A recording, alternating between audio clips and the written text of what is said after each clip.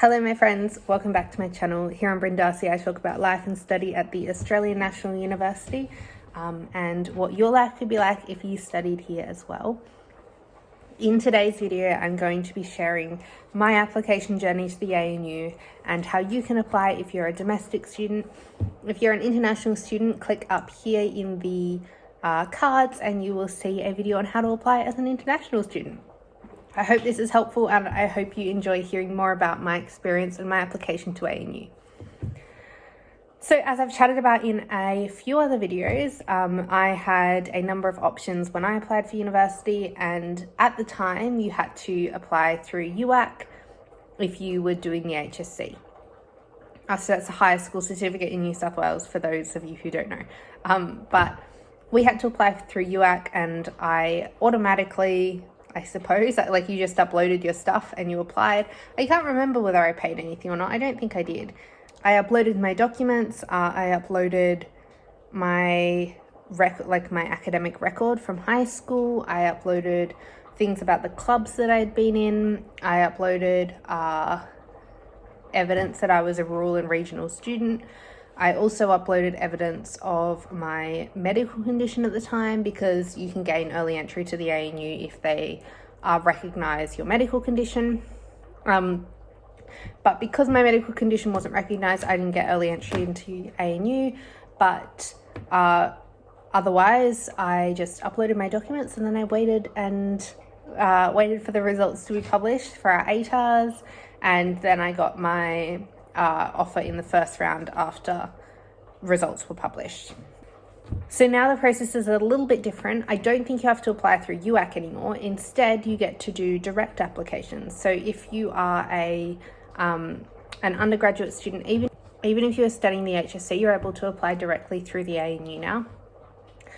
So that is if you have completed your Year 11 in 2022 and your Year 12 in 2023. So they are offering early offers now, which they didn't offer before. That's partly as a result of COVID, because they've had a lot less international students obviously enrolling because of course. So now they have the ability to offer early offers, whereas before they didn't have the capacity to do that. So if you are in Year 11, you are able to apply using the following steps that I'm about to explain to you, and then you may get an early offer, which is super exciting. So first of all, you will need to choose your program. So I imagine that you've already done some research into things that you might be interested in, and you've clearly decided that the ANU will be a good option for you. So make sure you meet the entry requirements of your program. For certain programs and courses, you need to do specific things. And whether that be medicine or law or something else like that, you need to make sure you meet those requirements in your application process. So for the degrees you are going to apply for, make sure you check them out and make sure you are meeting all of the requirements. After you make sure that you understand the requirements and you know that you meet the requirements, you will need to make sure you meet the other requirements for admission into the ANU in general.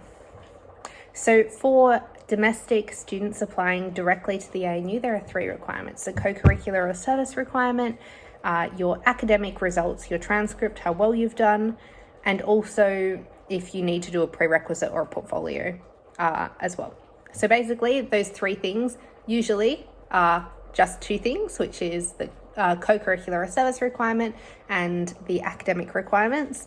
But for specific programs, there is the 3rd portfolio requirement, which we just spoke about before. Basically, it means that you can demonstrate that you have contributed to your community or something outside of your schooling for years 10 through to 12. So this can be anything from volunteering, doing sport, school clubs, working a paid job, doing competitions, taking a student exchange. Basically, it's about making sure you are a well-rounded applicant who has aimed to do other things than simply study. I think that the ANU is moving more towards the model of schools like Cambridge or Harvard, where students are required not only to demonstrate their academic prowess, but also demonstrate how they contribute to their community and to their environment by doing these co-curricular services. Co-curricular or service requirements? Yeah, I'm sorry, my brain is a bit tired tonight.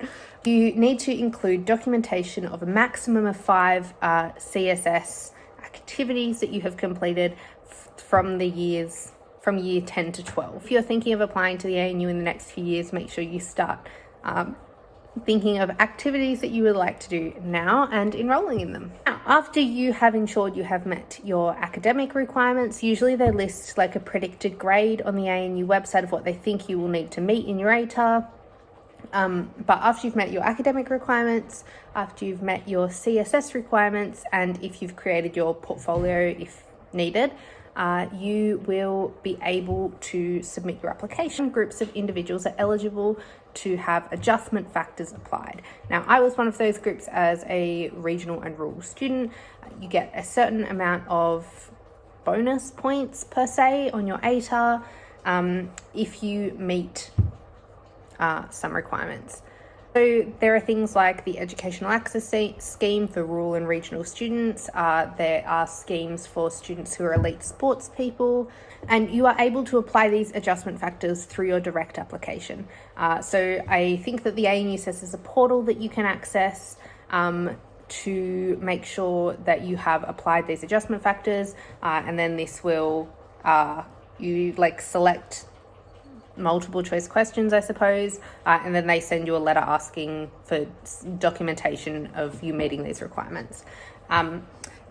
They don't really give any other further public information on that, so I can't necessarily help anyone on that. I'm really sorry. We didn't have to do it that way. We just applied through UAC, and because I was registered to a low-income school, they automatically applied the adjustment factors for us. I think that I might have had to upload something with my address on it because I live in a rural area. But apart from that, I don't think they're going to ask you for anything major. I think that it's just stuff that you probably already have on hand. So after you have submitted your application, the ANU will go through a process where they rank you. So using your academic results and also the contributions you've made to your community, the ANU will rank you against the other students who've applied, both domestic and international. And that process is mostly behind the scenes for the ANU. Bear in mind, you don't have to do things like personal statements, which you have to do in the US and the UK. This is more about just your marks and the activities that you have done. Once they've finished the rankings, you will be given your results. If you've got in, congratulations, that's so exciting.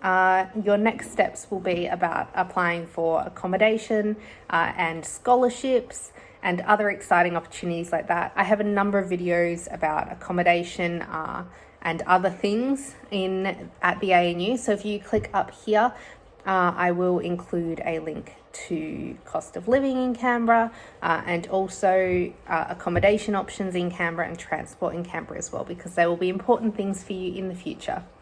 If you are accepted into the ANU, it would be great if you could follow my channel. I offer some wonderful videos about what life is like here in Canberra and what you can expect when you're coming to the ANU. Thank you guys so much for watching this video, and I hope you enjoy my coming videos. Bye!